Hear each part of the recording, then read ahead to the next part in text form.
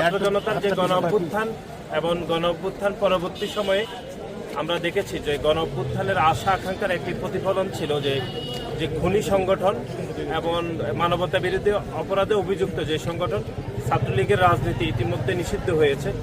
যেহেতু 5ই আগস্ট ছাত্র জনতার গণ অভ্যুত্থানের একটি আশা আকাঙ্ক্ষার প্রতিফলন ছিল যে খুনি সংগঠনের রাজনীতি বন্ধ করার বিষয়ে, সেহেতু যে আশা আকাঙ্ক্ষার প্রতিফলন হয়েছে সিদ্ধান্তের মাধ্যমে আমরা এই সিদ্ধান্তকে স্বাগত জানাচ্ছি বাংলাদেশ জাতীয়তাবাদী ছাত্র দলের পক্ষ থেকে।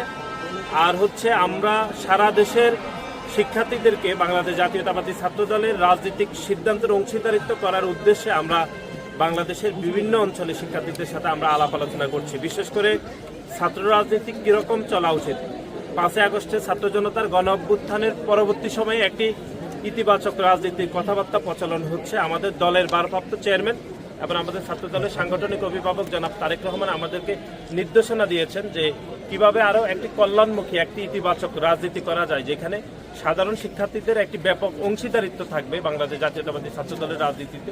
সেই অংশীদারিত্ব বিনির্মাণের জন্য আমরা সাধারণ শিক্ষার্থীদের সাথে আলাপ আলোচনা করেছি। শুরুতে আমরা ফরিদপুরের 2টি শিক্ষা প্রতিষ্ঠানে আমরা গিয়েছি। এখন হচ্ছে রাজেন্দ্র কলেজ আর আরেকটি হচ্ছে সরকারি ইয়াসিন কলেজের শিক্ষার্থীদের সাথে আমরা আলাপ করেছি। শিক্ষার্থীরা আমাদেরকে যেটুকু বলেছে সেটি হচ্ছে 21শ শতাব্দীতে এসে প্রকাশ্যে দিনে দুপুরে যেই খুনি সংগঠন যেভাবে প্রকাশ্যে মানুষকে গুলি করে হত্যা করেছে সেরকম রাজনীতি বাংলাদেশে তারা দেখতে চায় না।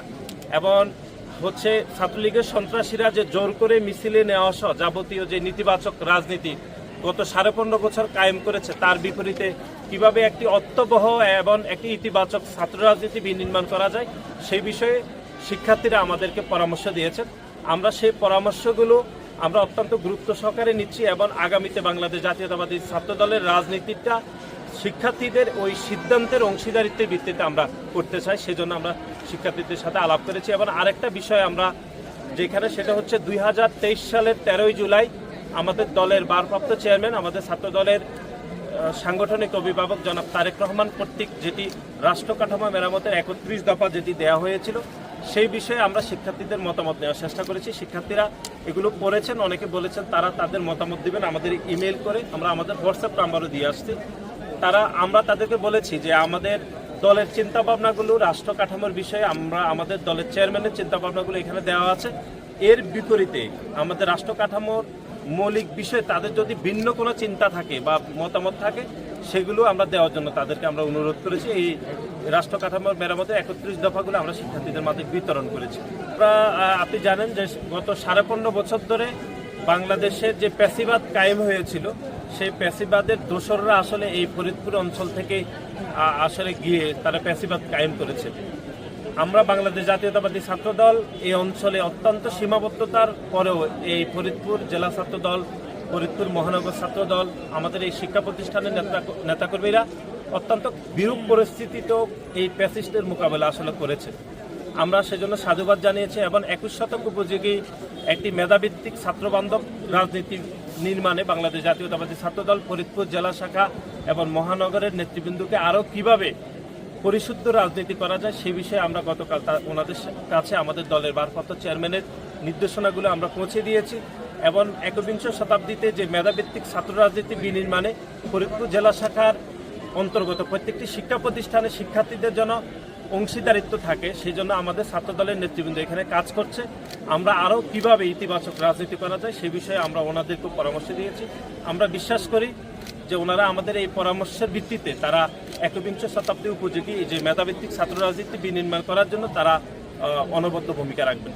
খুবই গুরুত্বপূর্ণ একটা বিষয় আপনি বলেছেন। আমরা এই জুলাই এবং আগস্টে আপনারা দেখেছেন প্রায় 2000-এরও অধিক ছাত্র জনতা আসলে এই গুলিবিদ্ধ হয়ে যারা শহীদ হয়েছেন, এর মধ্যে আমরা 3 জনকে খুবই গুরুত্ব সহকারে এই শহীদদের মধ্যে 3 জনকে আসলে পুরো শিরোনাম করে আমরা এই ছাত্র জনতার গণ অভ্যুত্থানে 3 জন শহীদদের নাম যেটি শিরোনাম হচ্ছে সেটি হচ্ছে সাইদ, ওয়াসিম, মুগ্ধ, যে 3 জনের নামকে শিরোনাম করে যে বিভিন্ন আলাপ আলোচনা চলছে সেটি খুবই একটি দৃষ্টান্ত, ভালো দৃষ্টান্ত। কিন্তু আমরা যেটি লক্ষ্য করলাম সেটি হচ্ছে এই অন্তর্বর্তীকালীন সরকার সাইদ এবং মুগ্ধর বিষয়ে যে তাদের জীবনীকে পাঠ্যপুস্তকে অন্তর্ভুক্ত করার সিদ্ধান্ত নিয়েছে, কিন্তু একটি কীরকম বিরূপ পরিস্থিতিতে আপনারা দেখেছেন যে ওয়াসিম আমাদের চট্টগ্রাম কলেজের যিনি সদস্য ছিলেন আমাদের কনভেনিং কমিটির, তার নামটি সেই শিক্ষা অর্থাৎ পাঠ্যপুস্তকে অন্তর্ভুক্ত করা হচ্ছে না।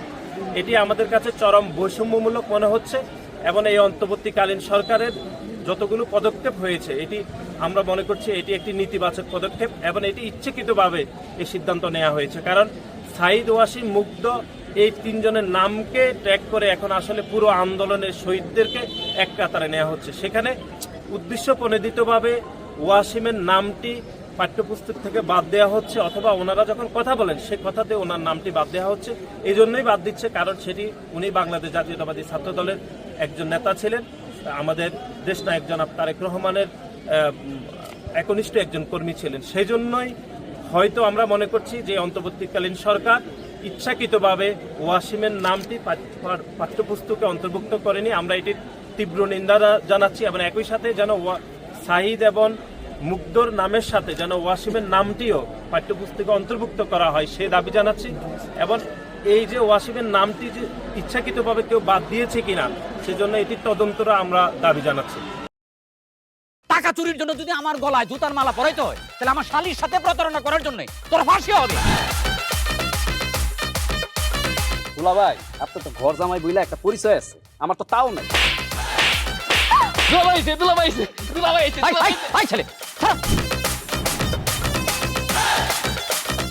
রাজনৈতিক ফ্যামিলির মেয়ে হয়ে ওই কাজ করবে। যারে পাবো আরে পিটাবো, রক্তের নেশায় ধরতে, রক্তের নেশায়, কাঁচা রক্তের নেশায় ধরতে। তোমার এই পলিটিক্স আমার বাম পকেটে থাকে। পাঁচদের বউরে ঝামেলা পাকাই। এই বেটাই, আমি তখন বিয়ে করিনি। দুইটার আমি গুলি করে মারু। মাসুদরা কোনোদিন ভালো হয় না। আপনার পোশাক এসে দেখে কিন্তু আপনার তালুকদার বংশের লোক মনে হয় না আব্বা, আপনার মনে হয় যে আপনি ফকির বংশের লোক।